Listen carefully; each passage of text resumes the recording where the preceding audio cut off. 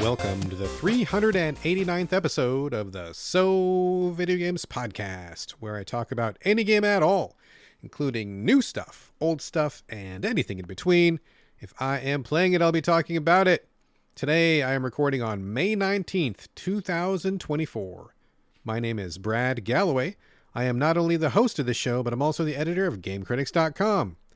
As usual, today's show kicks off with housekeeping, where I will discuss tidbits, news items, industry happenings, and basically anything randomly game adjacent. And we will get to that in just one second. How's it going, folks? Going well? Doing well? Things are going pretty good over here. It's been a pretty busy week, spending a lot of time in the basement, also known as the Game Critics West recording studio, also known as my Sanctum Sanctorum, also known as my toy museum, where I have all my action figures and stuff. It's been pretty chaotic down here. A lot of moving, a lot of rearranging. I'm kind of like trying to get a few more shelves in to get some more toys up on there.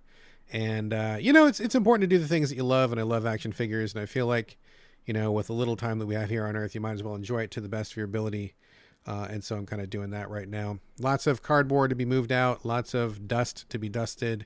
But hopefully it's going to be up and running soon and looking good, so we'll see. Other than that, not a bad week for me, I guess, as far as things go. I mean, the world's still terrible.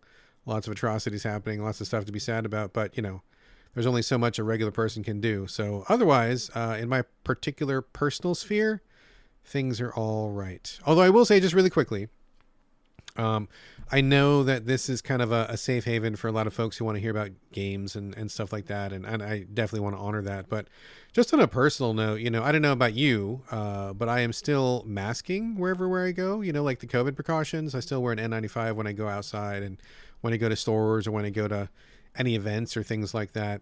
I get a lot of stares. I'm getting a lot more people like pointing and laughing and people kind of like raising their eyebrow like I'm a kook. But you know what? I've never had COVID, not even once, and I haven't even been sick since 2019. So masks work. They really work. I mean, I am living proof of that. But I am a little bit concerned that there's a couple states here in America that are trying to actually criminalize mask usage. North Carolina is the first one, and I think New Hampshire was the other one. North Carolina has basically all but signed the documentation saying that it is going to be essentially illegal to wear any kind of protective face mask out and about, even if you're immunocompromised, which I'm not. I just like to be healthy. But even for people who are like cancer survivors or people who have some kind of autoimmune disease, those people who are like really at risk, even more so than the normal person, it's going to be illegal to wear a mask. That's crazy. That flies in the face of all the science. And also, whether you support mask usage or not, I mean, your choice is your choice. Wearing a mask doesn't affect you. If I wear one, it doesn't bother you in the least. I mean, maybe you don't like to look at it, but I mean, hey, it's supposed to be a free country. Maybe not for much longer, but whether you support masks or not, you should be really concerned about this because this is eroding away at our civil liberties and our freedoms, right? Like, what's next? You can't wear a certain type of shirt. You can't wear your hair a certain way. I mean, I know that a lot of minorities have experienced discrimination like this, especially black folks. I know that there have been a lot of laws passed about the way they wear their hair, which I think is absolutely wrong. So this is just one more instance of where people on the right and conservatives and people who, talk about freedom and they talk about, having the right to do this and that, but it only applies to a certain group. And now it seems like people who want to protect themselves from COVID are in the out group. So anyway, if you're in one of the states, please write or call your legislators.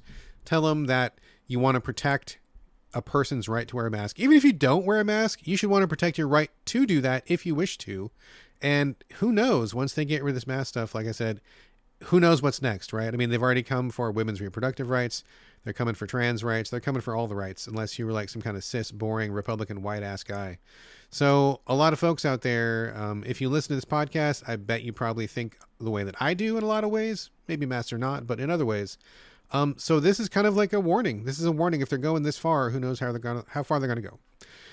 So, all right, get off my soapbox for a minute. I just want to say that in case you hadn't heard that. That is absolutely true. Please Google that if you don't believe me. You'll find out what's going on, and let's all protect what little freedoms we have left. Shall we? We shall, hopefully. Okay, getting back to video games. Let's see. On the housekeeping agenda today, just a couple of things. No Q&A because we've got a lot of content to get through the show, so I'm going to try to save a few minutes here and there. We'll get to some Q&A probably next week, but thank you all for sending your questions. This week, let's talk about news items. First, the Xbox 360 store shuts down officially July 29th. Now, real talk, I felt bad when I saw this because I didn't realize it was still running. I loved the Xbox 360. If you were playing games when that was a thing, I bet you probably loved it too. In my view, it was the winner of that console generation, and I loved it. There were so many great games on the 360. It was my console of choice. That's where indie games really made the breakthrough to the home audience that wasn't on PC. So many things happened with the 360. Like, I just thought it was so great. Like, really leaning into the online stuff, which I guess is whether it's a good thing or bad thing, I guess is up to you. But I believe, if I'm not mistaken, that was when we first got DLC. It was at that horse armor for Oblivion, right? And we saw all sorts of, ways to patch games and things, which again was kind of a slippery slope. But the 360 was where it was at. And so a lot of fond memories. I still have, I think, all my 360 games, and I think I even have my 360. Don't know if it works or not, but I'm pretty sure I still have it. But I felt kind of bad because I thought it was dead a long time ago, and I had literally no idea that you could still go to the 360 store and get games from it. I was racking my brain thinking, oh Jesus, is there something I need to get real quick? I mean, clearly it must not be an emergency because I've gone all this time without really thinking of doing it, and I would have done it a long time ago if I wanted to. But man, there were some bangers on the 360, especially the online store, especially Xbox Live Indie and all that stuff. There was tons of stuff that I thought was just fantastic. So if you're listening to this podcast, there's probably a pretty good chance that you have some fond memories of the Xbox 360. This is your final chance to go to that store and get some of those games that were really big back then. Check out the Xbox Indie section. Check out any of the small download-only games. I mean, that was I think pretty close to the time when games started being only download-only. I think it started with just the indie stuff, but then, we started doing that transition to just being digital. So there might be something there on that store that you want to check out. I mean, I don't know. There's a lot of good stuff. Gosh, I'm trying to think off the top of my head. There's probably a lot of games I could go through. Well, okay, fuck it. Let's do it. Let's call out a couple games, shall we? All right. Through the magic of podcasting, it's only been one moment for you, but I actually went and did a bunch of research. I keep a lot of lists. I'm a list guy, and I have a lot of information on my game playing habits going back basically all the way to the beginning of when I started playing games. So I looked at Xbox 360. I don't know if all of these are available in the store, but I bet a lot of them are still. And you may want to track down some of these just because you might not have played them before, or maybe they were an old favorite that you want to reconnect with, or maybe you just want to poke around and check them out. But here's a couple things that I think are maybe worth a look, and you have until, what did I say, July 29th to do it, right? So A Kingdom for Keflings, Alan Wake's American Nightmare, Band of Bugs, Bionic Commando Rearmed, Cabela's Survival, Shadows of Katmai, which was a huge hit at Game Critics for so long, ironic hit, Cloning Clyde, which is absolutely not a good game, but I wanted to include it in this list because it was the very first game that my son, who is now 15, ever learned to play.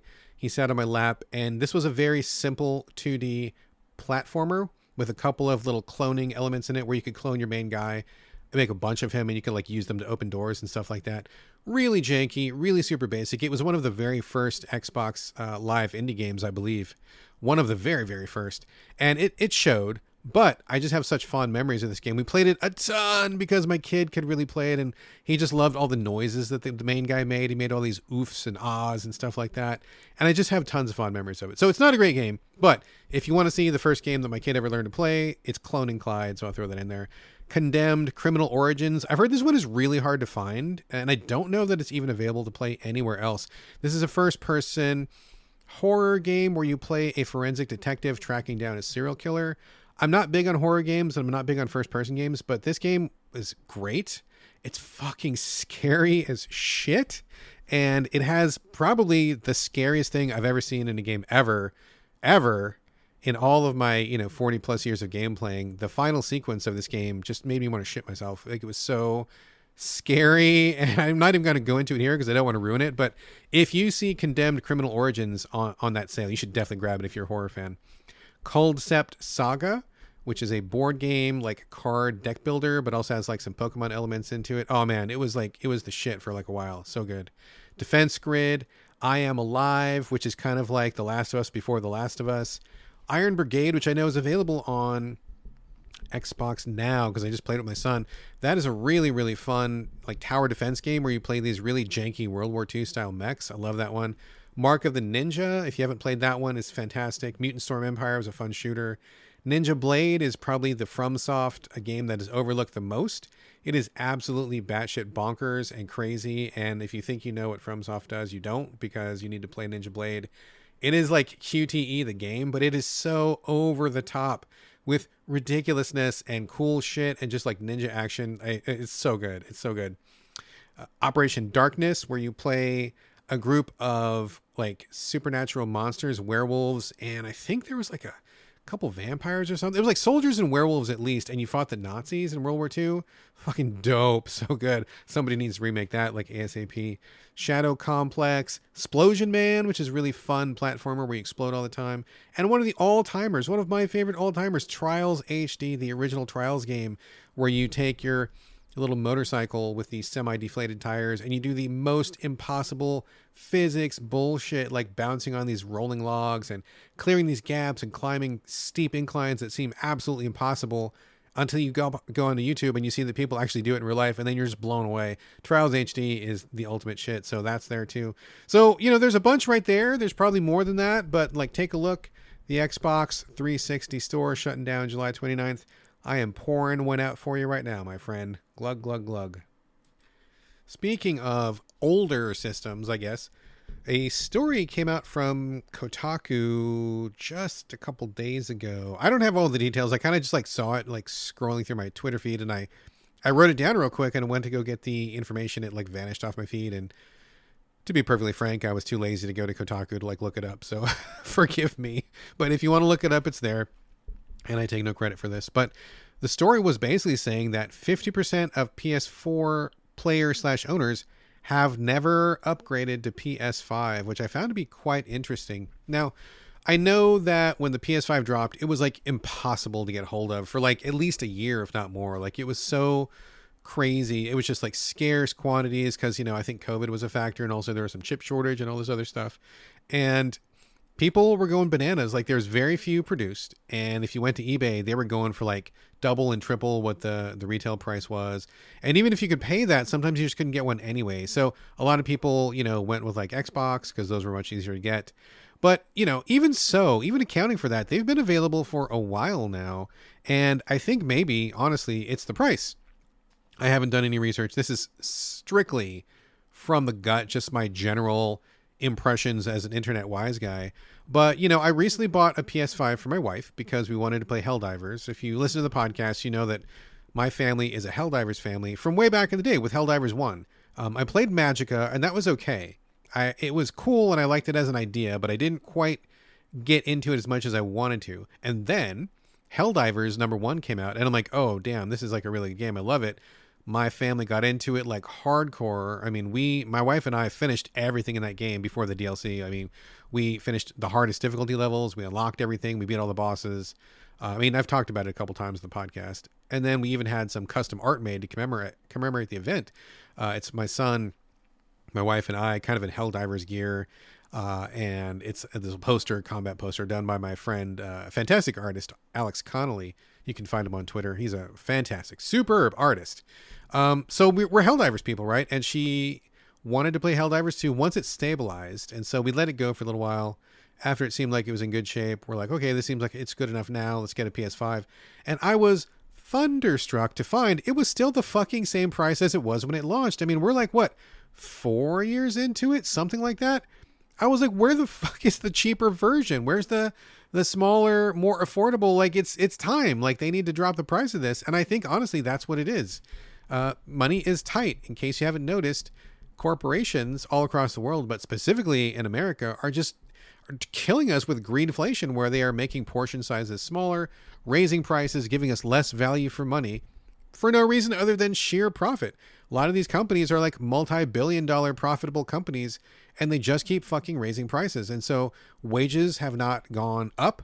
to match that rate of inflation. I mean, people are still making the federal minimum wage, which isn't even enough to live on these days. You cannot survive on the minimum wage, which is exactly what the minimum wage was created for.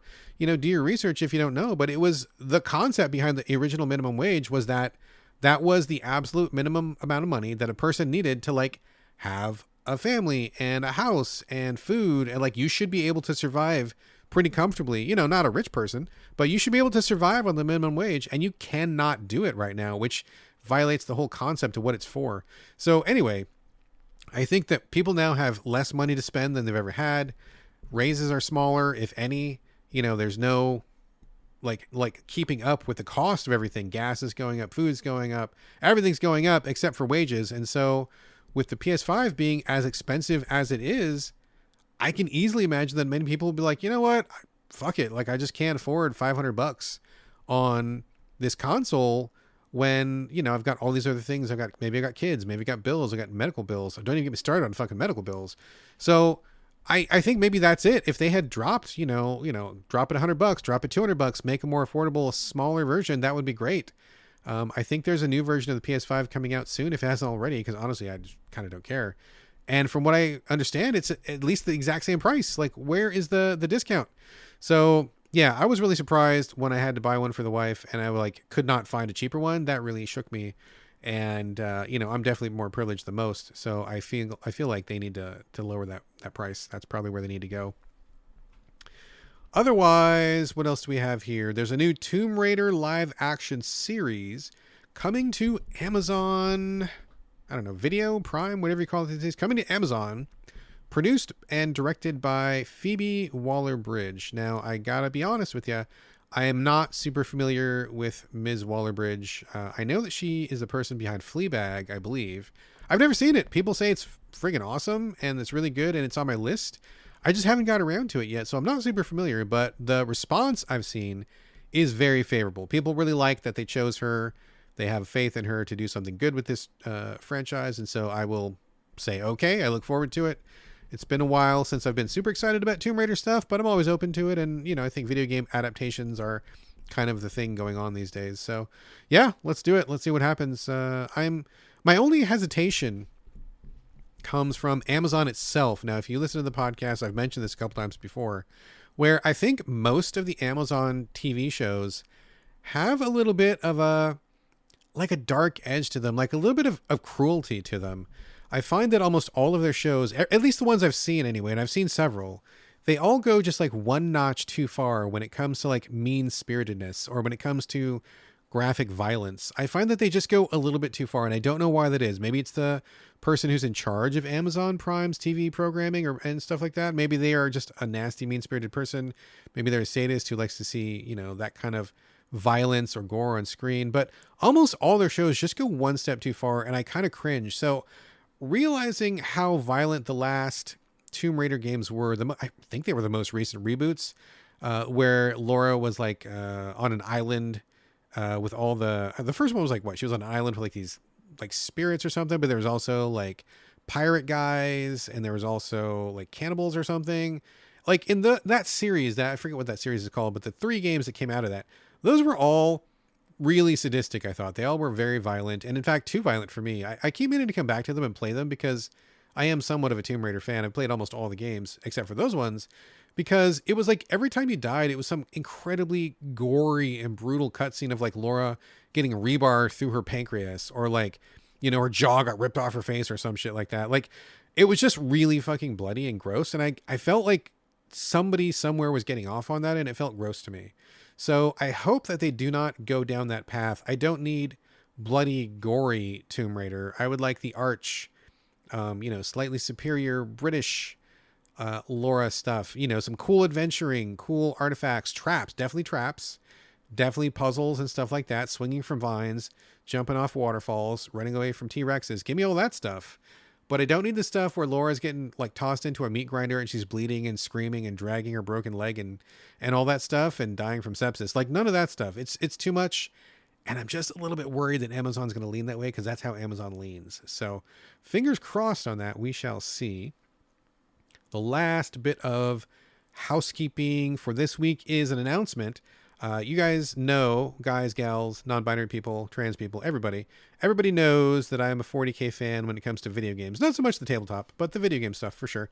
And there is a new, well, I guess somewhat new festival online gathering happening, announcement series, where they kind of go through all the stuff that's going to be happening for 40K. This thing coming up is specifically for video games. It's called 40K Skulls, the Skulls event. And it's happening on May 23rd, which means it is 4 days from now.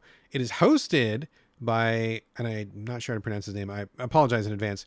Rahul Kohli, the guy who played Ravi on iZombie. He was in Midnight Mass. He played the sheriff there. He's been in a couple other things. He's always fantastic. I love him so much. I just loved him so much on iZombie. I think he's a great actor.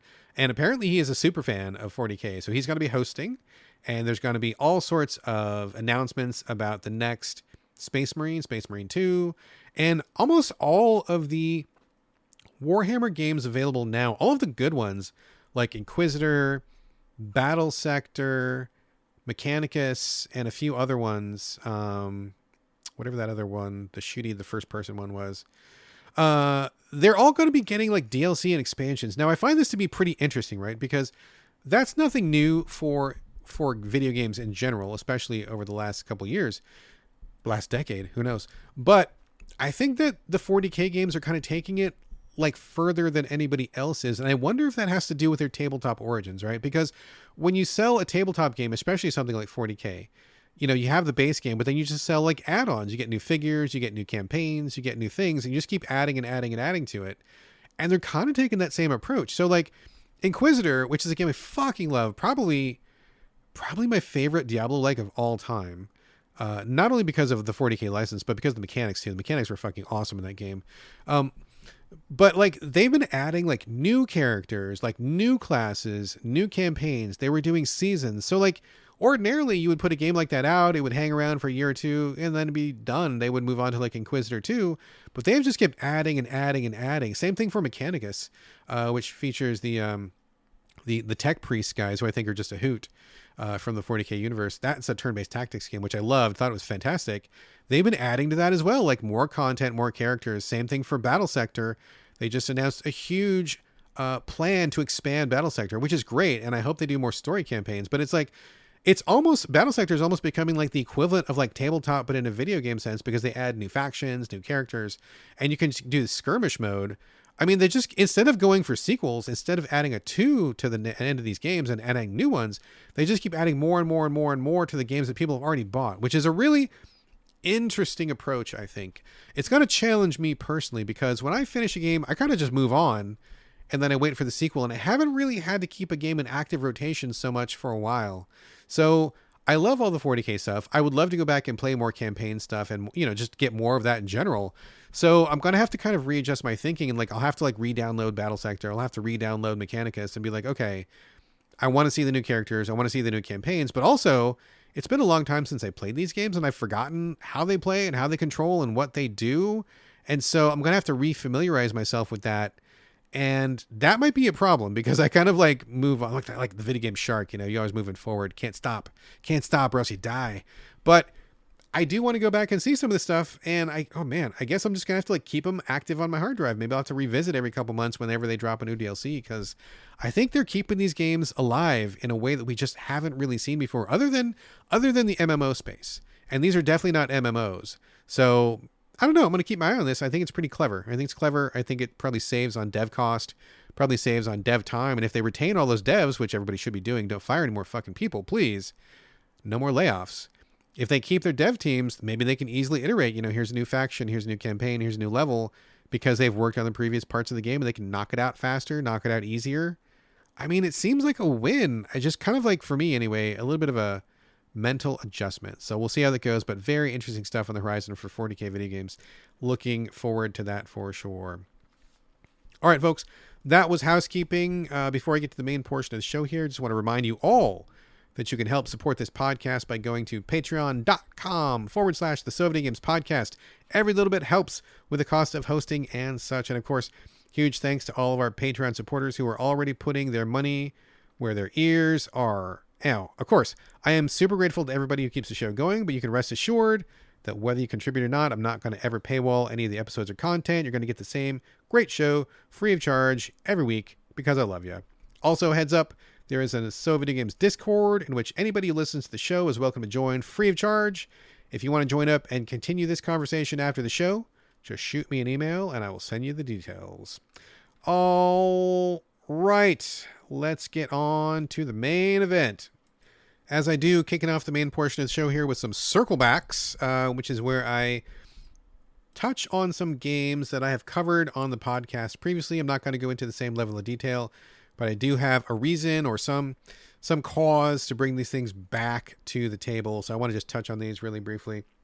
First, touching back on Spaceland, which is a turn-based tactics game for the Switch, which put out by Tortuga Team. I really love Spaceland a lot. I think it's one of the best turn-based tactics games that has been completely overlooked by most of the Switch audience. I don't know anybody other than Carlos who has heard of this game, and I don't think Carlos has even played it. So I think it's kind of a classic that has just kind of like never found its audience. But I played it a while ago when it was new, loved it. It was longer than I thought, and I got busy, so I had to put it down, but I came back to it. Started fresh, just from the square one, and went through it all. And I think it's great. I think it's really fantastic. Nice little effort in terms of character building, good tactics, good design, looks great on the Switch, handles great. I think it's wonderful. So I did finish it all the way, and I thought it ended well. Got kind of tough at the end, but still no problem. Got it done. Other than that, there are 2 packs of DLC. There is a continuation of the story mode after you beat the campaign, that you kind of see what happens to those characters. A little bit of more action to be had there. And then there's also a prologue. If you want to know what happened to the characters before they started the campaign, there's a little bit of action there. So I think overall it's a great game. I really recommend it if you like turn-based tactics, XCOM kind of stuff. It's not nearly as in-depth as all that, but I think it's a great fit for the Switch. There's a little bit of strategizing, a little bit of customizing, but it's just a really solid, well put together game that knows what it wants to do, and it does it in a great way. So definite thumbs up to Spaceland. Certainly recommend. The next circle back is Classified France 44. So this is another turn-based tactics game. You can tell I have a theme going here. I love these. This is the one where you play a group of resistance fighters dropped into France before D-Day, and you need to like wreck shit for the Nazis before D-Day. Like you're counting down towards the big invasion, and so you have to have all these different missions. You can see the different areas of France you can go to. You can pick and choose your mission. You can also pick and choose which characters join your team. Usually you get a choice of 2. And so you can only pick one. The other one person just like disappears or whatever. And so you don't get to recruit everybody. You got to make some hard choices about who you want on your team. You can't pick every mission because sometimes when you pick one mission, the other one disappears. And so you got to make hard choices about that. You customize your guys, different clothes, hats, guns. Everything's got like their basic armor and attack value, but also some extra bonuses as well, like extra bravery or whatever. This game had a really wonderful morale system, which I've actually never seen as well developed as it was here. In fact, morale is almost more important than dealing damage, where if you correctly manage morale and do the right buffs and the right equipment, making your enemies scared of you on the battlefield is every bit as effective as like just taking them out. So it's a great system. I loved it a lot. I thought it was very clever, and I had just a wonderful time with this game. I did finally roll credits, which was my goal, which is great. But I gotta say, I was very, very, very, very disappointed in the end of this game. I'll tell you why. So playing this game, I 5-starred out of 5, basically every single mission. I think there was only one mission in the entire game that I got 4 stars on, and it was kind of an annoying one, so I didn't want to do it again. But basically 5 stars out of like 99% of the campaign. Recruited the maximum amount of characters. The Nazis never succeeded in any of their little sneak attacks in the area. That's kind of a side thing to the game. I defeated them every single time they were trying to do one of those things. I had really strong support from the population. And then D-Day rolled around and I was like, oh, it's happening. This is the end. And I got stalemate. I did not win. It was like the game was over, credits rolled, but it's like, yeah, it was a hard battle. The Nazis really brought it and we kind of held our ground, but we didn't really push forward. And I guess that's it for now. And I'm like, what? I played this fucking game perfectly. What the fuck happened here? So that really put a giant damper on things. I was ready to like go celebrating, and I was even going to put this one on my top 10 of the year. I still might because it's really good, except for the final 5 minutes of the game. But it felt like a slap in the face, right? I mean, I don't know that I could have played any better, and I don't know what I did wrong. So I started looking around online, and I saw that many people had the exact same problem. A lot of people saying, hey man, I 5-starred this whole game and I did everything and I got like this shit ending. What the hell gives? Like, I don't understand. So no one had any real hard info. So I went back to the PR handling this game. So shout out to PR for being responsive, even though this is like many months after the fact. Great service there. And so I was like, hey, I really like this game a lot, but I'm very confused and I don't see any information about this. What the fuck, dude? That's not how games are supposed to work. So they did some investigation, got back to me, and apparently the developers kind of did an oopsie.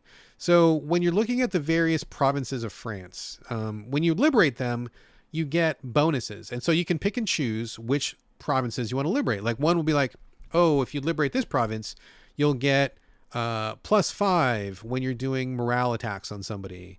Or if you liberate this province, you'll get $20 extra when you win a mission. And so like I would pick and choose which bonuses seem like the best.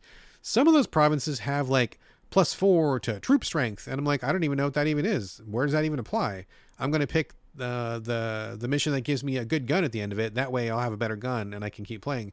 What the developers fail to tell people or fail to make the connection is all of those missions that seem like they don't give you a good reward, those are actually the most important ones, because something that wasn't highlighted was that when you get those like intangible, like resistance strength missions, that's what actually builds up your meter towards whether you win against the Nazis on D-Day or not. But they don't call it out. There's no way to really know that. They don't talk about it. No one ever pops up in the campaign and says, oh man, we better get on these missions because we're falling behind. Like, nobody says anything. It looks like you have the choice of get a good reward or get a dumb reward that you don't know what it's for. And so most people were like, yes, I will choose the good reward. I want the gun. I want the morale boost. I want the extra money. Why would you choose the thing that you don't even know what it's for? And so that's what happens. Like, those things, the missions that everybody ignores, are actually the only ones that count towards the good ending. And so everybody's like, why would you do this? Why would you not integrate that into liberating the other provinces? Or at least why would you not call that out?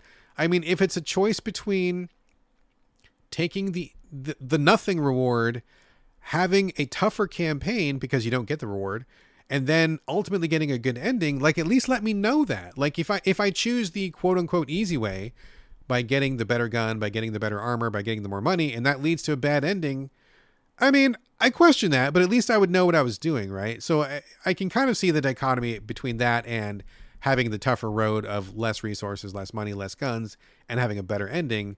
Whether that's right or wrong, whether that's good design or not. I mean, at least it makes sense. But I didn't even understand, and most people didn't understand the relationship between those specific provinces and the ending. And so most people got a shit ending on this game, which is just, it's just bad design. They really needed to call it out more. They needed to highlight that. Honestly, I think there's ways to incorporate that so that you can play the way that you wanted to and still get a good ending. I mean, why would you let somebody have the choice of basically playing perfectly all the way through, and just because they didn't choose these couple of rewards, you get a bad ending? And it's like a fucking 30-hour campaign or something like that. It's not like you just jump in and just redo it real quick. You can't even just like go back to a previous save because it like goes all the way to the beginning of the game. So I was really fucking cheesed off by that. That really felt disrespectful. I don't assume that they did it on purpose. I don't think that they did, but it's just a really fucking dumb oversight. A really fucking dumb oversight. And this is perfectly like one of those examples of where the developer knows what they're doing, but they don't communicate that to anyone else, and they don't bother to check to make sure that it's clear to the people who play tested this. I mean, I'm sure they did play testing, but it must have been, hey, random people play this game for an hour or two or whatever, play these missions, but did they play test somebody playing the entire campaign? Did they play test to the point where someone who got the ending was like, what the fuck? Why did I get this ending? I'm guessing they didn't, right? And the developers just didn't surface that. So yeah, I'm kind of mad about it. I really love that game, and I felt like it just like completely just crapped on me at the end for like literally no reason. So there you go. Disappointing. Still love the game. It still may be my top 10. I don't know. I feel kind of burned, but damn it, the game was really fun and I really liked it a lot. So I don't know. Okay. Anyway, one more circle back and then I'll get on to the new stuff here. This is a weird circle back because I actually haven't really played this game. It's Slay the Princess on PC. I played the demo a while ago. Carlos played it too when he was on the show. We both thought it was very intriguing. This is a kind of a narrative visual novel-ish sort of choice-based game on the PC where you go to, somebody tells you to go kill the princess, and then you get to where the princess is. She's like in a dungeon somewhere. You get to her, and then you're kind of like, oh, maybe I should let her go. And then, is it right to even kill her? What am I even doing here? You kind of question yourself. But then it turns out that the princess is like super evil. So like you actually kind of do want to kill her, at least from the demo that I saw. Lots of weird psychedelic things happen. Lots of like trickery happens, sleight of hand, a lot of gross, weird, evil princess shit going on. So it's kind of a nice, like, turning the trope on its head kind of a thing. We both really liked the demo a lot. The developer was kind enough to send a code, so thank you very much for that. And it's been in my queue for a while now. I had PC problems a while ago, so when I was originally going to play it, that was when my PC died, and then I had to like be on a backup PC for a while that was really not up to the task. And so I got my new PC back, and now that I've had it back, I just haven't got around to all the PC stuff that backed up. So apologies for that. I was going to play it this week, but I don't know. So I guess let me ask you this, folks. So when you're tired, if you have a job, 2 jobs, you have kids, you have a spouse, partner, whatever, maybe you've got obligations, taking care of sick family, who knows what, 3 dogs, farm animals, maybe you got a cow. I don't know what you got going on. I don't know. But if you've got responsibilities, sometimes you get tired, right? Like I get tired like a lot. I have a lot going on when I'm not podcasting. And so when I get really tired, I get to this space where I want to play some game, but I don't want to like have any heavy lifting to do, right? So like I want my hands to be moving. I want to be doing some kind of action, but I don't want to be thinking too much, and I don't want to be reading too much, and I don't want to have a lot of heavy choices, and I don't want to have to think about what happened last time or where the story left off or anything like that. Do you ever feel like that sometimes?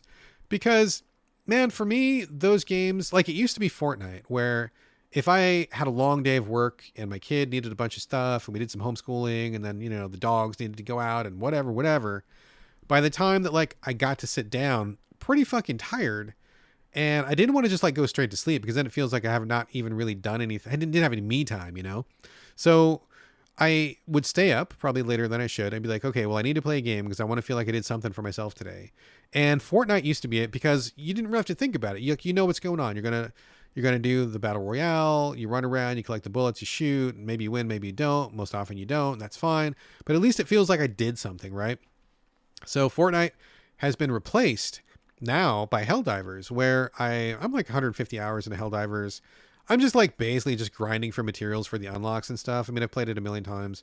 And so whenever I get in that zone of like, I'm really, really tired, I don't want to do any reading, I don't want to do any thinking, but I do want to play something, Helldivers is my no brain required game. Helldivers 2. So I just jump in, I can pick up a quick match with anybody.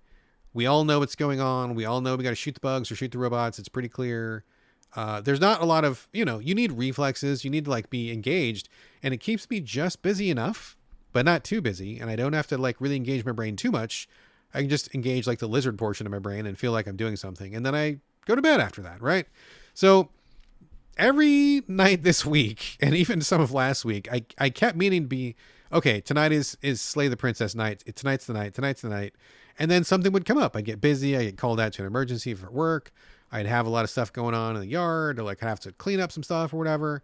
And by the time I sat down, I'm like, oh my God, if I start reading right now, I'm going to pass out and fall asleep. I don't have it in me to sit in front of a laptop or a PC and just read text. I'm going to pass out. So it's been Helldivers basically every night this week because I've been super exhausted and I just haven't got around to it. So apologies to the developers of Slay the Princess. I've heard it's fantastic. I'm really excited. I'm looking forward to it.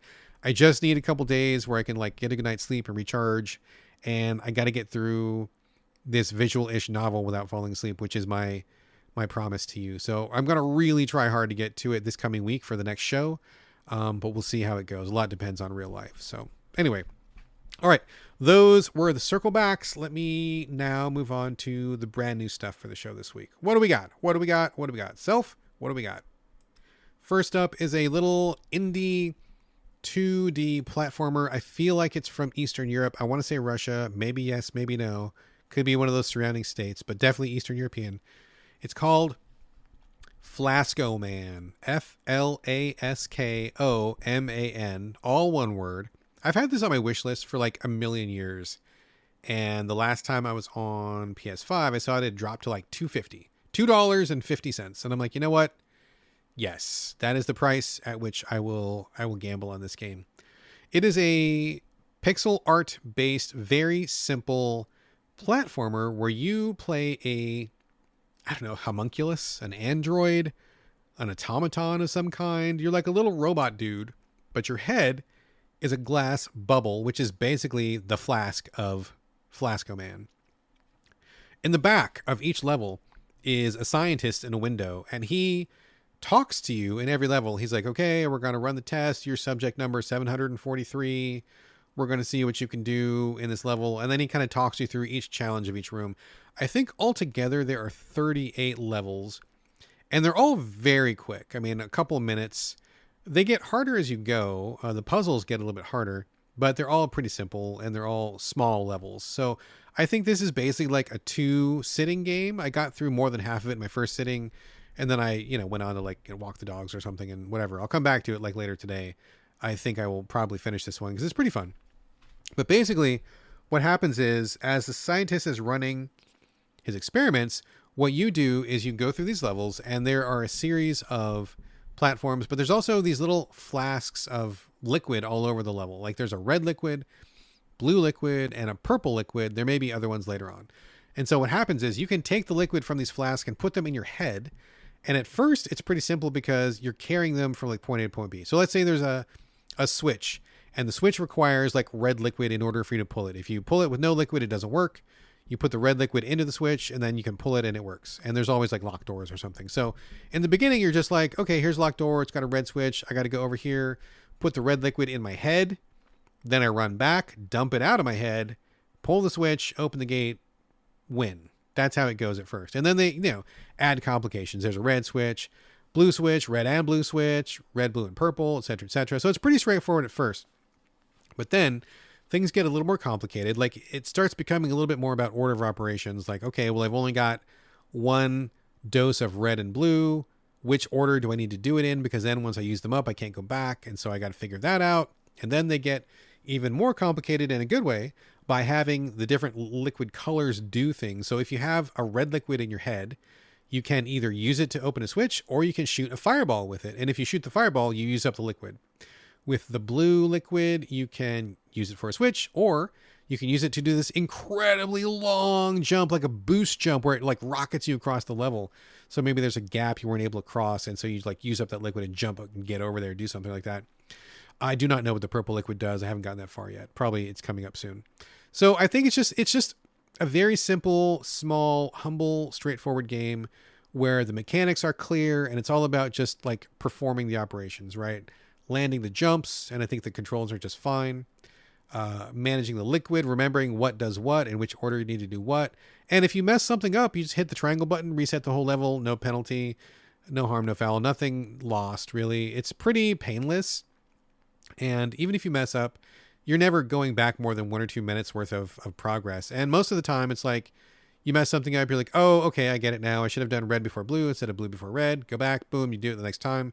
It's pretty easy. I just think it's pretty charming. I think the overall, it's got a nice feel to it. It feels like the developers cared about this game. It's cute the way it looks. I think the scientist in the back, he has lots of dialogue. Some of it's kind of poorly translated, but whatever, it's kind of charming. So he says something like literally every level, which kind of keeps you going because you want to see where it's going. And he keeps promising something good will happen if you get to the end of the test. Probably going to scrap you, who knows what. But, it's just good. It's nothing earth-shattering. It's nothing that, it's not going to be in my top 10 of the year, but I think it's just really well executed. It's a cute idea. And on a day when I wanted to do some platforming, I think it fit the bill 100%. So I think it's really nice. If you want a cute, small platformer that you probably finish in a day, I think Flaskoman is pretty good stuff. All right, next up is The Land Beneath Us, coming from Fairplay Studios. Can't say that I am super familiar with them, but they seem to have some real talent here. This is a very neat, small-scale, in some ways very traditional roguelike, a turn-based roguelike of the old-school variety. I know we've seen a lot of like roguelites lately, and a lot of them have become very action-heavy, like real-time action. Thinking of stuff like Enter the Gungeon and stuff like that. But really, roguelikes originated like in a turn-based fashion, and for a long time, like they were just turn-based. Like, and the trick to these was whenever the hero moved, the enemies moved as well. So if you didn't move, nothing else happened. It gave you lots of time to think about your next move, think about what you wanted to do, plan out your strategy, and then you did your move, one move, and then everybody else in the dungeon went, and so that's how it rolled. That was really the core of like the earliest rogue likes. And we've kind of gotten away from that in recent years, but we're seeing a little bit of a resurgence. I know there's a new Shiren game coming out. Shiren is like one of the best titles in the genre. I'm a big fan of Shiren. I haven't played the most recent one, but I played almost all the other ones before that, and they are uniformly quite good. So check into those if you are looking for a traditional turn-based roguelike of the sort I just described. The Land Beneath Us is also one of those. I don't exactly know what's going on in terms of the story, but I think it's some kind of like an AI thing where like maybe there's a person who created a program and then they disappeared. You are the program, kind of like Tron, I guess, if you've ever seen the movie Tron. And you are in some kind of like, I don't know, like virtual reality sort of a thing. You go into these very small levels and you're supposed to just get to the end of levels to find out what happened to the creator. So whatever, good enough story to make it happen. But really with games like this, it's all about the gameplay. And I think The Land Beneath Us really shines there. So what you do is you take your character, and a side note, he kind of looks like Batman, which I think is probably the thing that I like least about this game. He's not like a carbon copy of Batman, but he's got like kind of a cowl and the cape. And I'm like, why does he look like Batman? I don't like the character design of the main character very much. It's not a deal breaker by any means. I'm not not recommending this game because of that. It just is a weird choice, and I don't think it quite fits. And I find it slightly distracting because it looks like digital Batman. Maybe the person who made this game or the team is a big Batman fan or something. And it's not, again, it's not like carbon copy, but enough to kind of like, I don't know, kind of weirds me out a little bit. Anyway, that aside, you get your character and you go into these small levels, top down, grid based, small levels. Every level is smaller than the size of your screen, which is good. You want to keep it quick and manageable. And you move just like in the old school dungeon crawling roguelikes. You take one step, everybody else takes a step. So you know how this game is played. If you don't move, no one else moves. Gives you plenty of time to manage the battlefield. But what's different about this game is that it takes, I feel like a little bit of a cue from something like Into the Breach, right? One of the best innovations of Into the Breach, which is probably a perfect game and one of my favorite turn-based tactics games of all time, is that the enemies told you before they were going to do what they were going to do. So if an enemy was going to attack, they would show you that the turn before so you could plan for it. It was really great. A new innovation that really changed how you played these games. I think The Land Beneath Us is probably taking a cue from that game, which I think is a smart move, where the enemies in this game will tell you ahead of time what they're going to do so you can plan ahead for that. Now that in itself is good because in a roguelike, you really have to think about all your options. But this is a more streamlined version of the roguelike. And the big innovation here, instead of having lots of items and tons of different weapons and stuff, you have 4 weapons and each one is mapped to a cardinal direction. So you can carry 4 weapons. One goes to the top, one goes to the bottom, one goes to the left, one goes to the right. And whenever you move that direction, that's the weapon that you use. So you simply move, and whenever you bump into an enemy, whatever weapon you have equipped to that direction, up, right, left, down, that's the weapon you use. And all the weapons have different properties. So like one might, give you like heal you for 1 damage if you hit an enemy with it. One might do extra damage. One might let you warp in back of the enemy once you hit them. One might move the enemy in back of you. There's all sorts of like different abilities for these weapons, and they all work in different ways. Some are guns, some are spears, some are swords. And so you kind of like develop your favorites as you go. But I think that's really the interesting thing, is that they throw lots of weapons at you and they let you kind of spec out how you want to move. I ended up usually going for like spears to my left and my right because I like the range, and then maybe guns on the top and the bottom to give me even more range when I was moving. Because it seemed like most of the levels were kind of like more vertical than they were horizontal. So that kind of worked out for me. But in addition to the weapons, you can level them up, because if you get a new weapon of the same type, like let's say that you have a spear and then you pick up another spear, you can merge that with your first spear and it gives it a bonus. So you're constantly leveling up as you play, always getting like more and more attack power attached to your weapons, which is a good thing. They also throw tons of relics at you, and these relics function generally like relics in other roguelikes, where they give you like modifiers or extra abilities. So like one relic will be plus 30% damage, and one will be like heal you for the number of enemies in the room. Like if there's 5 enemies, you'll get healed for 5 at the end of the level. Or one will be like, more money if you finish a level. Like whatever. So you kind of like try to figure out these synergies as you play. It's very streamlined. The levels are small. The play is quick. I think it's very, like once you grasp like the directionality of the weapons and how the upgrade system works, it's all very simple, super fat-free, super streamlined, and I think it works really well. Now that in conjunction with enemies who telegraph where they're going to attack, you'll see these little yellow squares on the ground. That means an attack is going to hit there the next round. So you're constantly like, okay, what's safe next round? Move there. And then also, which weapons do I have equipped? How far away can I hit? What's going to happen when I do hit? And you're constantly doing this little like ballet dance between avoiding attacks and trying to do your damage while you're also being very mindful of what's going to happen when you move because of the weapon you have equipped, plus where they're attacking. It's a great system. I think it works really well. I think it's brilliant. I love how streamlined and effortless it is once you get what's going on. Graphics are good. Although I will say one other thing about the graphics. It's interesting because I think the pixel art is really good, but then they will sometimes go to hand-drawn art for some of the portraits, and it looks like not great. I wish they had stuck with pixel art all the way through. It seems like a little bit of a mishmash of styles, and I don't care for that. Again, minor nitpicky detail, just probably because I spend a lot of time looking at art, and art is important to me. It just seems like a weird choice to go with hand-drawn art instead of pixel art when everything else is pixel art, but whatever. Again, it's not going to tell me to not recommend this title. It's definitely a good title. So that's great, and I think the cherry on this cake is that when you get back to the hub after you die, or if you win, I haven't won a run yet, but I've tried several. But when you die, you collect money and you go back to the base. You keep all your money, you keep all your stuff, which I really, really appreciate. You don't lose anything. When you get back to base, there's a couple upgrades that are permanent that go between runs. So like you can give yourself permanent life when you start. So the next time you do a run, you have better life. You can do permanent money retained, permanent something else. A couple like 3 or 4 permanent things. So whatever resources you get on a run, you don't lose those. There's no corpse run. This isn't souls. You bring them back to the hub. You spend them if you wish. And if you don't want to spend them, you just keep them. So like maybe you're saving up for like a real big one.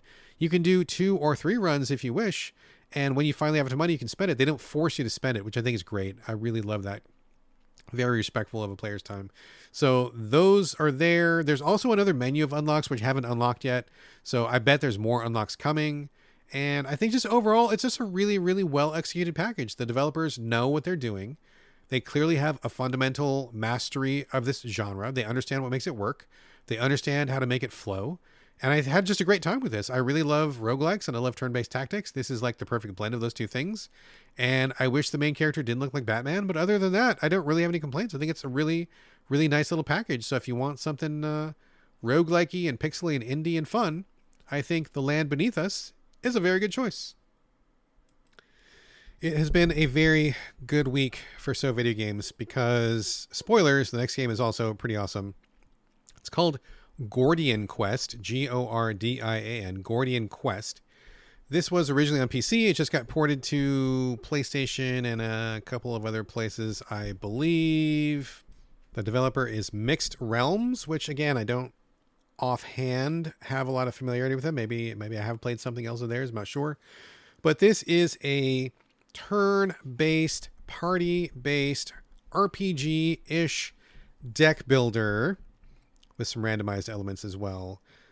So this game is like a lot, but also it's a lot really good, if that makes any sense. In this game, you play a group of folks who are kind of reclaiming this battle-scarred area.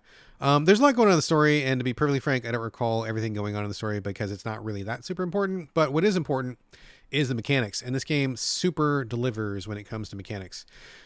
Everything in this game is really deep and nuanced and has a lot of detail and a lot of options, and it can be really overwhelming because there is just so much going on. But when you really take a look at all the elements that make up what it is, it's really good, and I have a real respect for what they've done here. This could have been no easy task. This must have been quite difficult to balance all these things, get these things together. So what is it? You start off with one character, and it plays out on a 2D screen. All the art is 2D. Everything is 2D. You have your character on the left side of the screen, enemies on the right side of the screen, and the screen is divided in half. And there's also, I think, 4 rows. There's 4 rows and 4 columns on each side of the screen. So initially, I wasn't quite clear about what was going on, but like your character is like taking up one of these rows and columns. Like imagine a spreadsheet. Your character's standing on one box of the spreadsheet, one cell. Enemies standing in another cell. And then you choose your attacks, and they appear as cards at the bottom of the screen. It's pretty familiar layout in comparison to most other games of this type. You know, attack, defense, magic spell, whatever. You can choose from a number of characters at the beginning. So I think there's like 8 or 10 different classes or something like that. There's like a bard, scoundrel, I don't know, like druid, knight, wizard, whatever. There's a bunch. Anyway, they all play slightly differently. You choose whoever you like. You get in this thing, and then you like do your attack, then the enemy attacks, and it seems like no big deal at first, right? But then you start figuring out like how this game is different through all of its various systems. So number one, the lanes actually do make a difference. So depending on the card, depending on the character, so this part I think needed a little more clarity from the developers. I think it was a little bit hazy, but this is probably one of my biggest complaints, and it's not really that big, is that when you are standing in a row in a column, row. Yes. Rows are horizontal. Shit. I don't know. Whatever. When you're in one of the horizontal rows, yes. You can either attack an enemy that's in your same row, or you can attack one below or one above. So you're not going to be able to attack everybody on the screen if you're like a melee character. So you got to keep that in mind. But then if you have a magician or a ranged character, like a bow user, they probably can attack anybody in any square because they're like ranged, right? But then sometimes attacks have to go straight and they stay in the same row. Sometimes they don't. So like managing the rows and the columns, I think was a little bit confusing. And I think that developers did need to like surface a little bit more what the differences were. And I think this is a small complaint, but like when you're looking at the actual screen where the battlefield is, if they used highlights in a different way, I think it would make everything much clearer than it is, but minor complaint. But anyway, regardless, just know that everybody has a different range. Like the melee guys can attack a certain range, certain row, certain column. The ranged guys have a lot more reach, etc., etc., etc.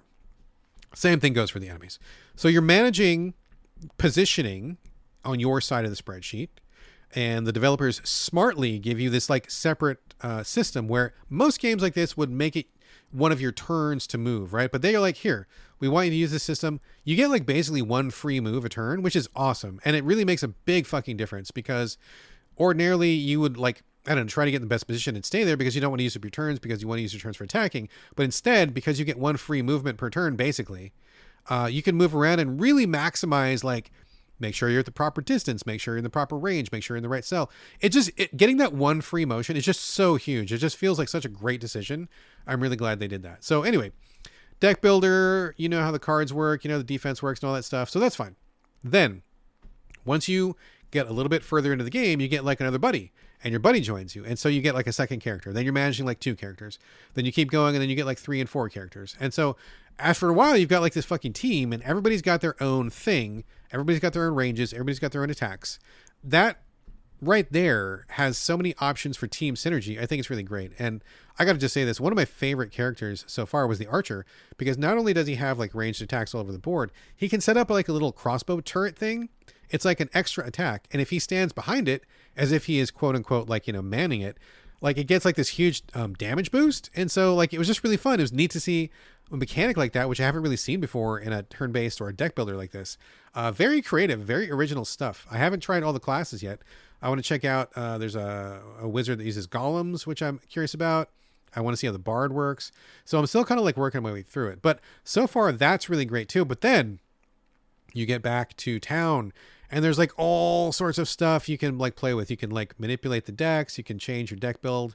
You can change your equipment. Everybody's got like, you know, armor and swords and rings and necklaces and stuff like that. You can also modify all your weapons. They have slots for gems. And so you can like put in like, you know, +5 fire attack or +5 water attack or whatever. Modify all those things. There's also like a crafting system that you can do. There's all sorts of stuff. Like, I mean, there's tons and tons and tons of stuff in this game.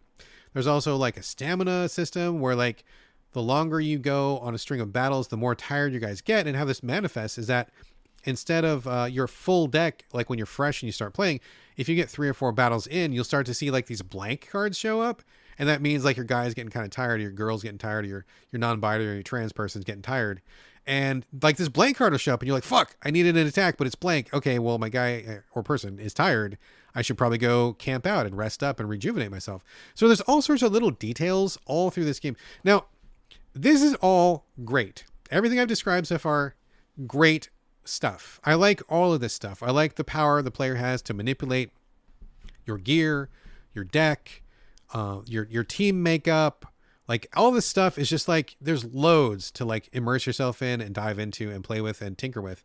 But as I said at the beginning of this review, it's a lot. Like there is a lot of stuff to come to grips with here. Now you can probably ignore some of it for a while, but you're going to need to upgrade. You're going to need to power up. You know, battles get progressively longer. And so you're going to need to just really start like mastering these systems. It's a lot. It's a lot. And I think it's good. I don't think anything here is bad, but you got to be ready for a game that's going to require a lot of your attention, a lot of your time, a lot of attention to detail, a lot of tinkering with your party and stuff. Now, to some people, that's heaven. And if you catch me on the right day, I also agree that's heaven. This has been a pretty busy week for me. So slightly less heavenly, but still, I recognize this is all great stuff. And just seeing the sheer amount of stuff going on in this game, I am really, really, really impressed. I mean, you could launch a game with half of the stuff this game has to offer, and it would still be an outstanding experience. So I think between the presentation, like the hand-drawn art, I think is nice. A little generic, but nice. I think the systems are great. I think the combat works really well. I really like the combat so much. I like the ideas. I like the way the lanes work, especially with your free movement, one free movement per turn, which is so brilliant. I like the different classes. They all feel very different. The mage feels very different from the fighter. The fighter feels very different from the archer. The archer feels very different from the scoundrel. I think that's great. I think everything about this game is great. And my only criticism, and it's not even a criticism. It's not a criticism, but it's like, you can't just sleepwalk through this game. Like, you really need to pay attention to it. You really need to dive in, take apart the systems, figure out what's going on, fix everybody's, like, you know, what they're wearing, min-max the stats, you know, and if you like tinkering, this game is the shit. It really is. It's really, really good. So if you've got the time, if you've got the attention, you got the energy, and you like deck builders, and you like turn-based tactics, I think Gordian Quest is pretty fucking hot shit. But, fair warning, you got to really pay attention. It's going to take up a lot of your life. So be ready for that. But otherwise, it's a real big thumbs up. I am very, very impressed with this one. It is basically quality all the way through. So good job. Good job, folks. Gordian Quest is some good shit. All right, next up is Indika, Indika. This one was brought to my attention by good friend John over at Gaming in the Wild. Feel free to check out his podcast and also join his Discord community. One of my favorite places to go on the internet. Lots of friendly, awesome people over there. So definitely shout out and support for Gaming in the Wild. Go check that out. You probably already do, but if you don't, go do it now. I'll wait. Okay, you're back. Indika was brought to my attention by John, where he talked about it on his show, and I believe he described it as a non-core game, which I thought was quite humorous. This is a game developed, I believe, by Russian developers, and to be perfectly frank, it is a game. I'm not having the whole, well, is it a game? What's not a game? What's like, no. We're not having that discussion. But just to be frank, I feel like this is more like an art house piece than it is really like a traditional video game.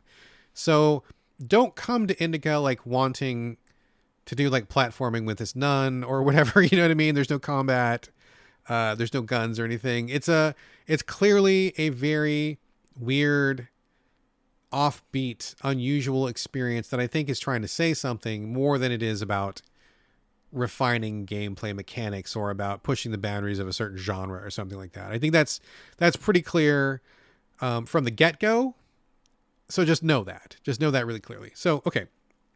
Indika, what is it? I don't know. I have no idea. But basically, you play a nun. Her name is Indika, and she is in this nunnery. That's not the right word. Monastery? No. Is that for monks? What do you call cloister? I don't know. Folks, right. Let me know. What is the proper word for a group? Convent. That's what it is. Thank you, me.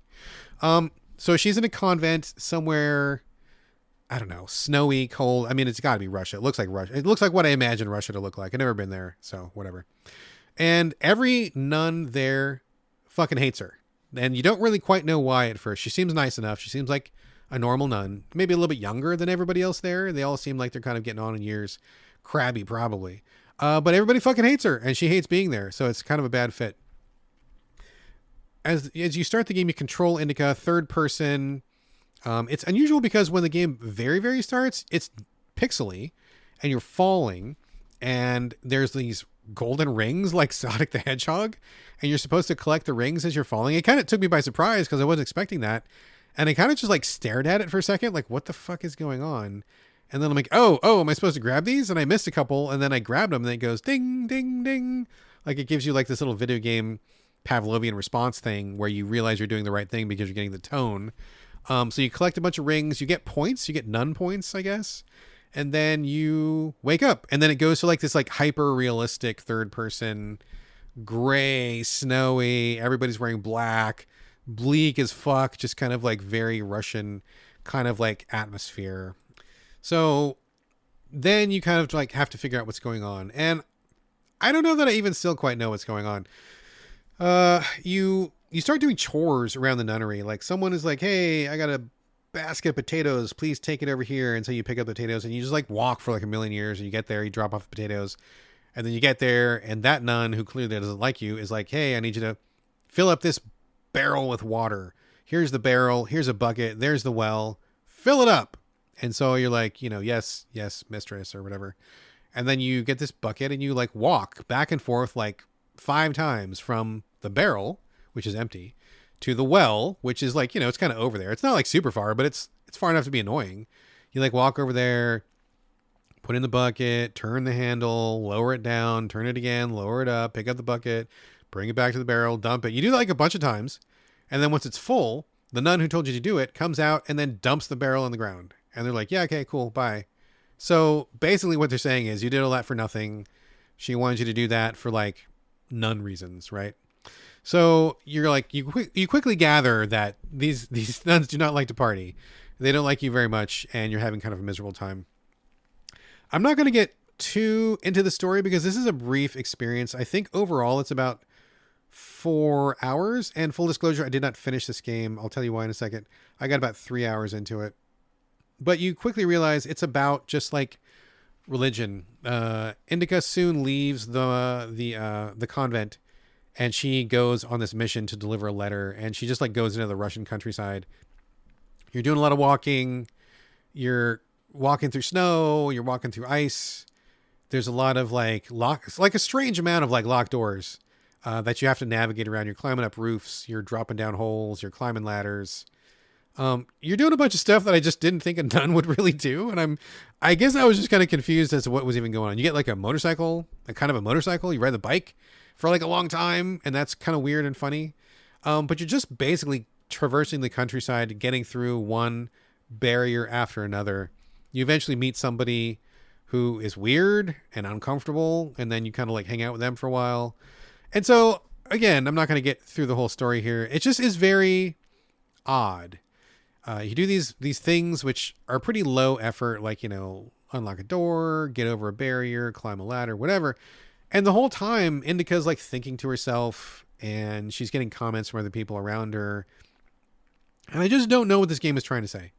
I feel like this game was created for the purpose of saying something. I feel like everything I've been through is in the purpose of saying something. And yet, I don't really have a firm grasp on what they're trying to say, other than the fact that the developers clearly think that religion, specifically this kind of Christianity, I believe it is just bullshit. Like they're constantly, like asking questions about the nature of religion and the nature of your specific religion and what is right and what is wrong, and kind of just like casting doubt on it. And I mean, cool. Okay. Like I get it. I am not a religious person myself. Would I say that I'm atheist? I mean, I don't know. Maybe atheist, maybe agnostic, maybe more atheist, I guess. I don't like to rub it in people's faces, whatever, but I understand questioning religion, and I think people don't question it enough. I don't think there's a lot of good answers, and I think too often it comes down to faith, which for me just basically means sit down, shut up, and stop asking questions, which doesn't fly. So Indika is kind of going through this, I guess, crisis of her own faith, maybe, but it's not like super compelling so far. Like it's kind of oblique. It's kind of weird. I don't feel like it makes a lot of points, and I feel like I'm about an hour away from finishing the game, But to be perfectly honest, I'm losing enthusiasm for finishing it. I keep waiting for something to happen, something really interesting or something really cool or something really challenging or something scary or something gross or anything. And it just nothing's really happening. Like I'm just piloting this nun through the Russian countryside doing stuff, and I don't really feel like any real revelations have happened. I don't feel like they're asking any questions that really are making me think. I guess I just don't know what we're going for, and I'm losing steam real hard on it. I put it down a couple days ago, and to be perfectly honest, I don't feel a lot of pull to pick it back up. Now, I do feel somewhat obligated in a game like this. Not only is it short, but I'm sure that it's all about the story. There's no doubt of that. So I feel kind of obligated to just see how it pans out. I mean, maybe there's some big twist at the end, or maybe there's something that I feel like would put the whole rest of the events in a different perspective, but I also kind of feel like maybe it's not going to. I think that maybe just the questioning of the religion is kind of the point in and of itself. And if that's the case, it'll be pretty disappointing. So I cannot speak to how Indika ends, but I can say so far it's definitely weird.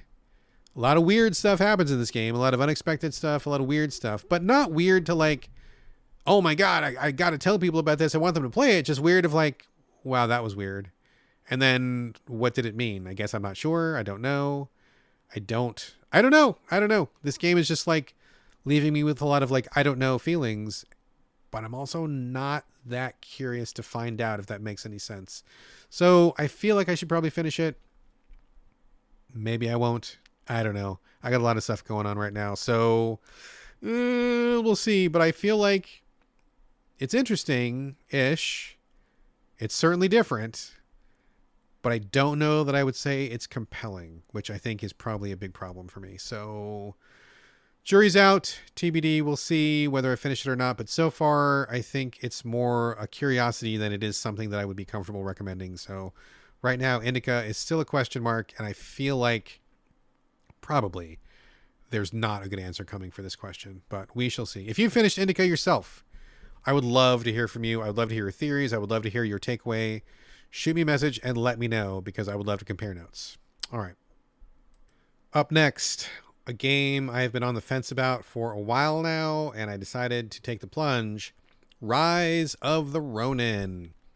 So I did pay for this one full price. And just by the way, every game I've talked about so far up until this point has been provided by the publisher. So thank you very much for that. Forgot to mention that earlier. My apologies.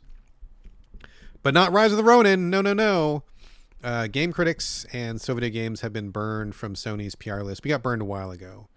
And so we do not receive any codes, any PR, anything from Sony anymore, because they do not like us, because we are not afraid to give games a score lower than an 8. So whatever. That's fine. We usually just get our own games and review them however we want to anyway.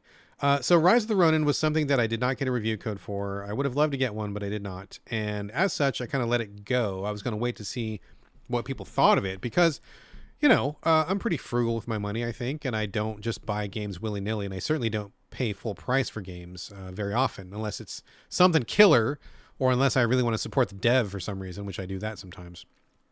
So I waited. Rise of the Ronin comes from Team Ninja, the people who made Neo and Neo 2, two games which I absolutely love. I think they are two of the best Souls-likes which are not FromSoft. So those are real high in my list of Souls-likes that are good. Loved them both, played them both, and this is the new one from that same development team. So of course I was interested in it, but it was weird because I barely heard anything about it. Like pre-release, I heard almost nothing about it. I think I didn't even know it existed until like maybe a week before it came out, maybe even less than that. It showed up and I'm like, oh, wait, what is this game? I haven't even heard of this. Like, I mean, part of it is because I'm not on Sony's PR list anymore, but also I didn't hear anybody talking about it. I know tons of game reviewers. I know tons of game developers. I know tons of game PR people and publishers, and like literally no one was talking about this, which is weird because it's like this kind of like, is it second party? It may not be second party. I don't think so. Tecmo Koei, but certainly a partnership between PlayStation and Tecmo Koei, just the way the Neo games have been. And it's a big budget. I think it's debatably AAA. Not a small team. I mean, it's like a, you know, it easily could be seen as like a tentpole release for Sony and the PlayStation. But I didn't hear shit. Literally nothing. Not even from people who like Neo, right? So I'm like, well, that's weird. Very weird. I'm going to hold off. I'm going to wait till the reviews come out. I'm going to wait till the game hits. I'm sure that people will be talking about this, and then I will know whether it is worth my money or not. And then crickets. Maybe less than small crickets. Very small crickets. I didn't hear anything from anybody. And I even asked people, like, hey, did you play Rise of the Ronin? Nope. Hey, what about you? You like, did you play? Nope. How about nope? Like, nobody had played it. Nobody bought it. And there were very few reviews at the time. And so that was just like blowing my mind that here's this giant big budget game exclusive to the PlayStation, and like literally nobody had played it and nobody even seemed to care. So that was like warning bells were going off, right? So I did not buy it right off the bat. I waited and waited and waited and waited, and no one had any fucking info. So eventually I'm like, okay, look, I love Neo 1. I love Neo 2. I am a fan of the modern Team Ninja, not the old school shit, but their modern stuff I'm a fan of, and I like what they do. So I feel like I want to support them, and I am kind of in the mood for the kind of combat that they create. I could do that right now. I could go for some of that. So I ponied up full price, $70 for this game. And boy, that felt bad. That felt real bad to do. I don't like to do that. I am frugal. I like to get games on sale. I like to get free codes. I like to not spend money on games because I support the industry in many other ways. But I did. I paid full price, and I'm going to talk about it right now. So what is Rise of the Ronin? You play... Okay, so this is interesting. Let's back up a little bit. It starts out with a pretty interesting premise. You play two people at the beginning. You are called Blade Twins, which sounds corny, but in the fiction of the game, there's, I guess, this school of martial arts in Japan where you take two kids and then you raise them together, and they are always each other's partner. So you always send them on missions together. They always have backup. Maybe one person distracts somebody while the other one stabs the other guy in the back. Or maybe they cover each other, or like one person goes left, one person goes right, like whatever. I think that's a great idea. I think that's a cool idea of like always having these two people who work together in unison for their entire lives, train together their entire lives, and they are just like so close and connected that they're like functioning as a single unit when they go into combat. That's a fucking cool idea. So I like that. You play as Blade Twins in this game. So you start off, you can choose either the male or the female character. You can customize them up the wazoo, whatever you want. And then you start playing. The beginning of the game is a little bit slow. It's kind of closed in as they walk you through the tutorials. And there's a lot of tutorials, which makes sense because there's a lot of systems going on here. But they're very slow in unraveling these, which is fine. I think that it might be easy to get overwhelmed because there's, again, a lot of stuff going on here. But they take it slow. They walk you through it. You get through. And then eventually you get to a point where you choose one of the twins and the other twin does something else. I'm not going to spoil it or anything, but you separate for a while. Then you go your separate ways. At that point, you are unleashed into this open world that is, like basically like the whole country of Japan broken up into like little sections. So open world combat, but open world, but Neo Team Ninja style combat, but not exactly. So that was actually one of the things that threw me for a loop. I know Neo combat like inside and out. Like my muscle memory, very strong when it comes to Neo because I really liked it. Spent 100 hours in the first game, spent 100 hours in the second game, did almost all the DLC for both games. Really enjoyed those games quite a bit. When I started playing Rise of the Ronin, my brain just about exploded because it looks like Neo very much, but it totally does not control like Neo, like almost at all. And it was driving me crazy. My muscle memory was totally off. The buttons are in a different place. The function is different. Like the abilities are different. Like they have taken the core of what they had and kind of like streamlined it and reduced it down to make it more accessible to people who are not here for a hardcore Souls-like experience. They're here for more of like an open world experience. So still good combat, still fun, but like I was hitting the wrong buttons for like the longest time. I was like, oh no, that's not the right button. And oh, I'm doing the wrong thing. And I didn't dash because I wanted to dash and I didn't do that. And oh my God, I can't handle this. It's crazy. Cause like your brain is wanting me to do something, but then like the visuals are doing something else. And it's just like, it wasn't coming together. And I was like, oh my God, it's so dissonant. What is happening here? Like, it's such a dirty trick that this doesn't control exactly like Neo, but I got over it. I got over it. I died a lot in the beginning, but I got over it. And it was just a trip. Like, how hard I was wigging out at like the controls not matching what I thought they should be. Which is on me, right? Like, no one said this is Neo 3. That's not what the game is advertised as.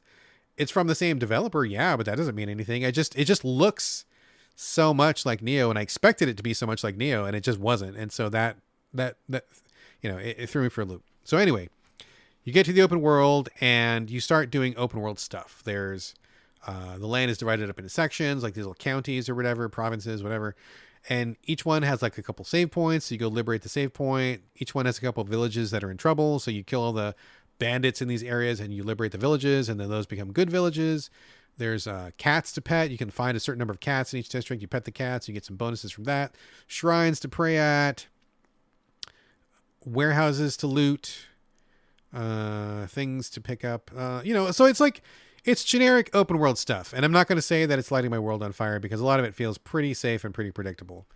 Now that I've gotten my brain to accept what the combat is, and now that I'm good at it now, I enjoy it. And I like, going to these villages and freeing the villages and killing the bad guys. Like, that's fun. I think the combat is good. Even though it's different from Neo, it is also good different. And I like it. So I think it's good. You have a number of different weapons and a number of different styles. You have like all sorts of gear. So there's a lot of similarities between this and Neo, but they are very slow in doling out the other stuff. You have a grappling hook, which you can use in combat, which I think is awesome. You eventually get a glider, which I haven't unlocked yet, but I've seen videos of it. You have your weapons. And right now I'm using like an Odachi, which is like a really long sword, and I have a spear. But then you can switch back and forth between those. You also have different stances, and it takes a long time to unlock those. I believe you have to use them a certain amount of times, and then you unlock like a second stance. I've just, for the very first time, unlocked my second stance. I think you'll eventually have 3 stances, high, low, and medium, which is kind of true as it was in Neo, but you got to earn them instead of just getting them from the get-go. You also have partners. So you don't have your blade twin around, or at least not yet, but you do meet other people. And this is where the game kind of took a turn for me, because there hasn't been a lot of story, and the stuff you've been doing in the open world has been pretty straightforward. Like I said, just kind of like what you would expect to do in any generic open world game. But when you get to certain sections, you'll meet up with somebody and they'll be like, hey, yo, let's team up. And I'm like, yes, let's do that. And then that's when like they start talking to you, you start getting some dialogue, you go on these special missions, working together, and then you can like build up relationships with these people. I'm like, okay, this is cool. I like this a lot. Like, I like teaming up with these people. This adds some juice that you don't normally get in an open world game, and I'm digging this. So then you can switch back and forth between the two characters, which adds even more depth. And so like you can be doing a combo with one person, and then with the push of a button, switch over to the other person, have somebody distract somebody from the front, then you switch over and then attack from the back. So that like adds more depth to the combat as well, in addition to the stances, in addition to the weapons, in addition to like your ranged weapons. You have like a rifle, shuriken, other stuff you can throw. So that's all good. I think the combat is really fun. I think it works well, and it's definitely more geared towards open world fucking around. There is stamina, but it's not nearly as restrictive as it is in Neo, where it doesn't have as much weight put on it like it might be in a Souls-like. It's kind of just there to stop you from like endlessly spamming your special moves. But if you manage it well, you can do like a lot of special moves based on your stamina. And it just is a really good like back and forth kind of free-flowing combat. Really quick, really visceral. I dig it. I like the combat a lot. It's really the selling point for me. Lots of land to explore.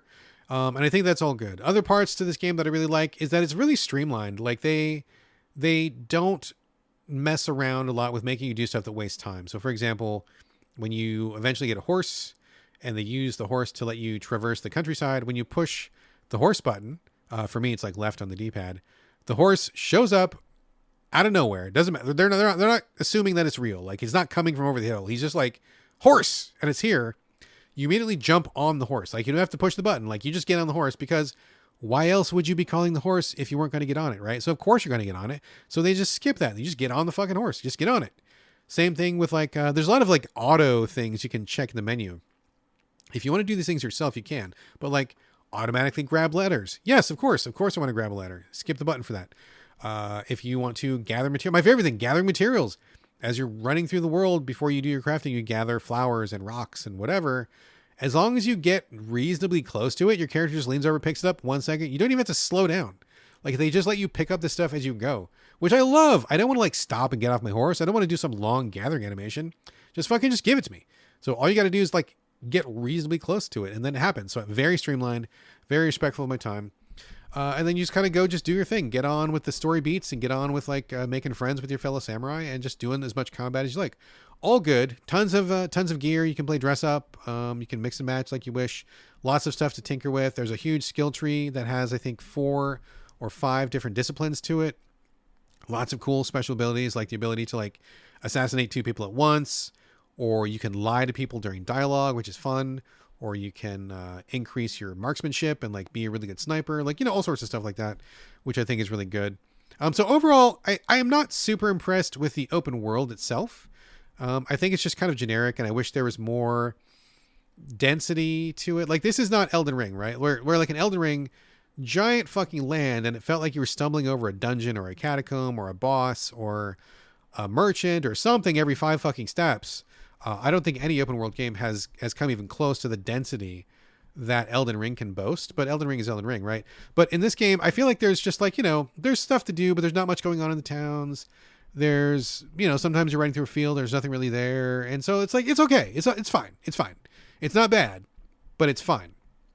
I'm looking forward to getting that glider and kind of gliding over a lot of this stuff. But when you get to the combat sections, combat is fun. It's got like the Neo level combat where it's different, but also good. And I feel like that's really like adrenaline soaked and fun. And I love the fighting back and forth and the teamwork and stuff. That's good. And I love the ease of going through this. And I'm looking forward to unlocking more stuff. I'm looking forward to getting more stances. I'm looking forward to getting more weapons and like kind of increasing my efficacy.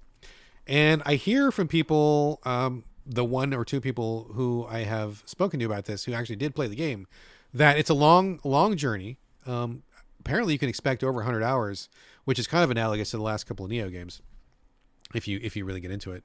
But apparently just more stuff just keeps unlocking and you keep building on systems and systems as it goes. So I'm really looking forward to that. It's the kind of game where, kind of like I alluded to with Helldivers earlier, where I can jump into it. I don't have to be fully awake. I can play the combat, feel like I did something, collect some gear, you know, craft some items, and then bounce. But I don't need to like do a lot of reading. I don't need to do a lot of mental heavy lifting. I can kind of just get into it and go. And that's kind of what I'm in the mood for these days. That's what I'm the customer for.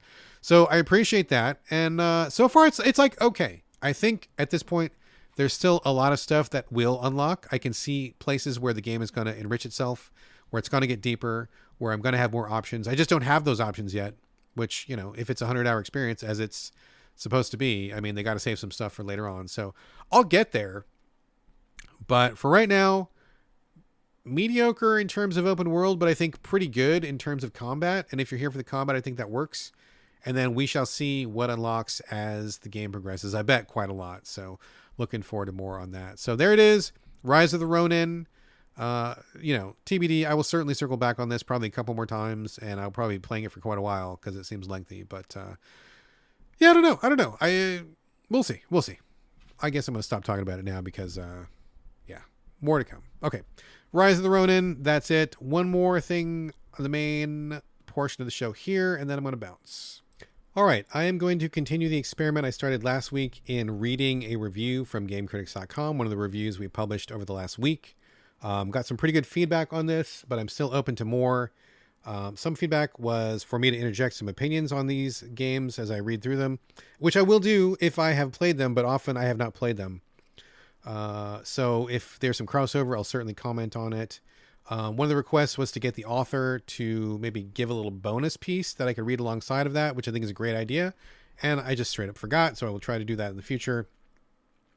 Other people wanted more emotion, so I will try to emote more. Although I guess it depends on the quality of the writing, whether it leans into that or not. But overall, response was pretty good, so we're going to try this again. And again, I do want your feedback, your thoughts, your criticisms, or anything, and then I'm happy to adjust as well. So this week, I will be reading the review for Saviorless, Saviorless, Saviorless, which is written by Tom Stone, one of the newcomers to Game Critics, but I think he's a real good talent. He's been writing some good stuff for us, and I'm very happy to have him aboard. His subtitle for this is Imperfect Yet Stunning.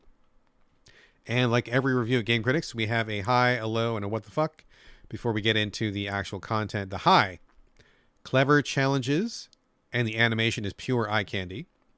Low, few autosaves, unwieldy controls, and an opaque story. What the fuck? I can't spoil the ending because I have no idea what happened. All right, here we go. While I was deciding on what I wanted to review, I spent an afternoon watching promo clips for new and upcoming games, and my first reaction to Saviorless was sheer awe at the hand-drawn art and animation. Certain frames looked as if they could be illustrations in a children's book or graphic novel, and the overall atmosphere reminded me of a Guillermo del Toro film, featuring beautiful settings and grotesque creatures in equal measure. When I actually got to play Saviorless, I was struck by the clever, puzzle-like level design as I hopped, glided, and climbed to find levers, keys, NPCs, and collectible pages. One NPC, known as the Chronicler, condescendingly tells the player that they can start over if they don't get all the pages in an area, and alludes to the convoluted meta-narrative aspect of the experience. An omniscient narrator permits two fledgling narrators to control different characters who have the potential to alter the story and, if I understood it correctly, players can take over the narrative and unlock different endings by collecting all the pages. Other reviewers have compared Saviorless to Metroidvanias like Hollow Knight or Blasphemous, but unlike those titles, players don't gain any new powers or abilities that they can use at will. Rather, the player spends most of their time controlling a powerless young boy named Antar as he pursues his quest to reach the Smiling Islands and become a savior. There is a certain appeal to simply platforming, tactfully avoiding enemies or using the environment to one's advantage, but thankfully, the developers mixed things up about a quarter of the way through by having the player take control of the main villain, named Nento. It was a relief to finally be able to attack after only evading for so long, and the epic accompanying music, appropriately titled Nento's Rage, made it all the more satisfying. That said, it was only a taste, as players don't get to experience everything Saviorless has to offer in the way of combat until about halfway through, when they reach the Smiling Islands at last.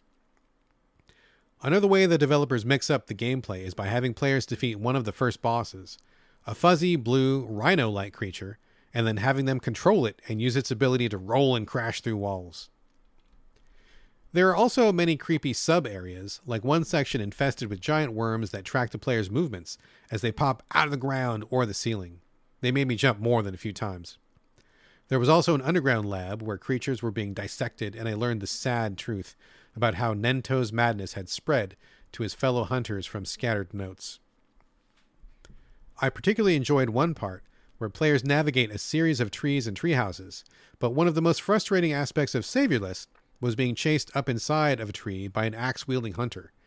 After at least a dozen tries, I barely reached the next save point, which brings me to one of the main problems I had: poorly placed autosaves.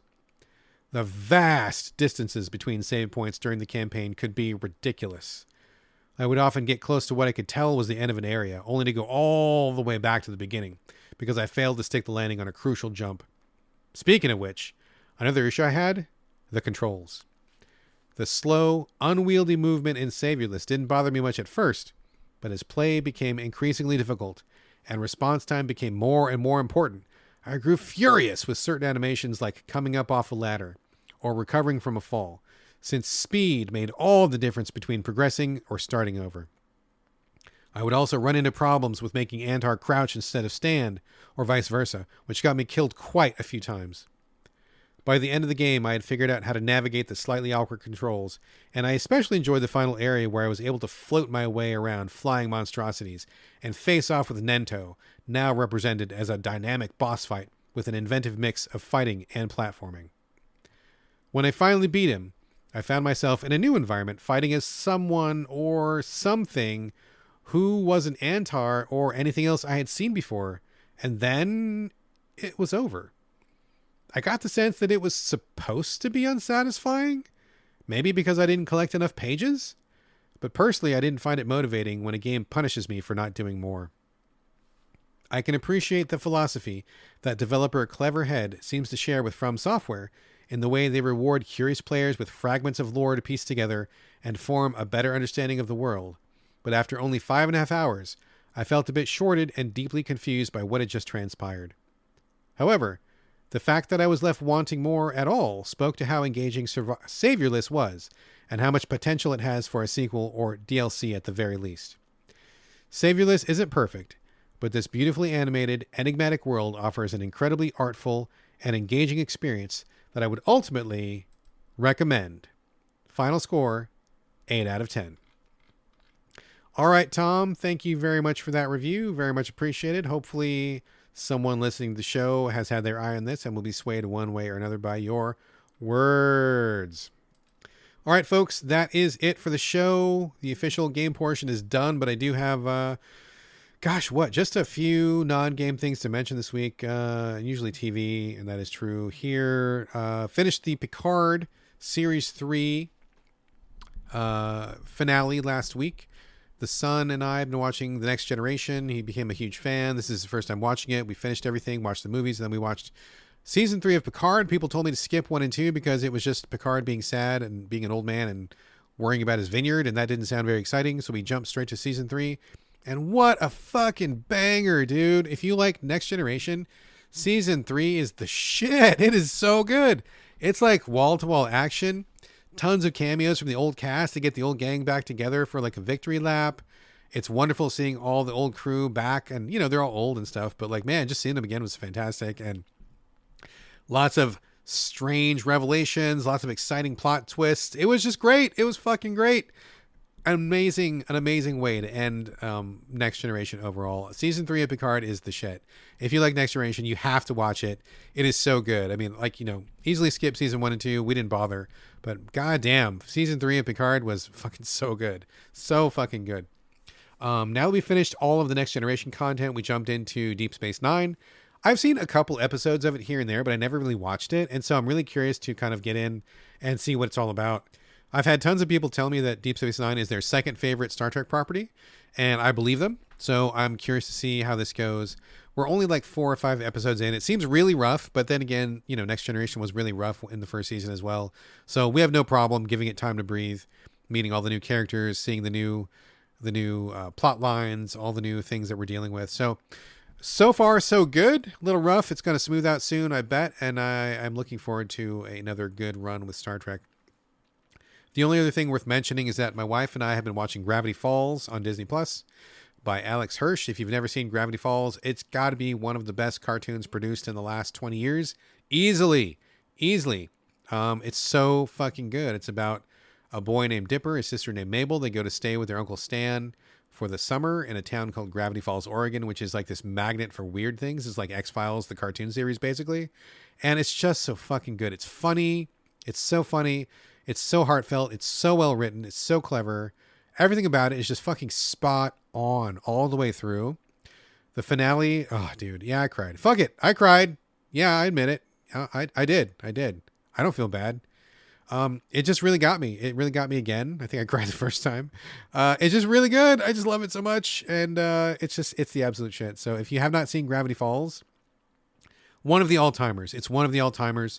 And it was in that special group of animators that also produced Amphibia, which is also amazing, and The Owl House, which is, again, also amazing. Like, I think all those people worked on every other person's show. They all worked together in a collaborative unit, and you can tell because they were just like upping each other's game, man. Each one of those series is so good, but Gravity Falls is what kicked it off, and fucking is just amazing. So good.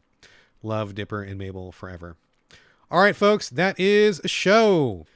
Before the closing music here, I'd love to ask you to leave reviews, share the show on social media, but most important of all, please recommend us to your friends, because nothing beats good old word of mouth. Also, again, if you'd like to support the show and help out with the cost of running the podcast, you can do that. Patreon.com/the Videogames podcast. And if you want to join our Discord, again, free of charge. Also, I want to get your questions and your comments. Hit me up, SoVideoGamesPodcast@gmail.com. Hit me up on social media. You can find me on Twitter, Instagram, Blue Sky. It's my name. BRADGALLAWAY. All A's, no O's. And this is going to do it for episode 389. Thank you again for joining me here on the Video Games podcast.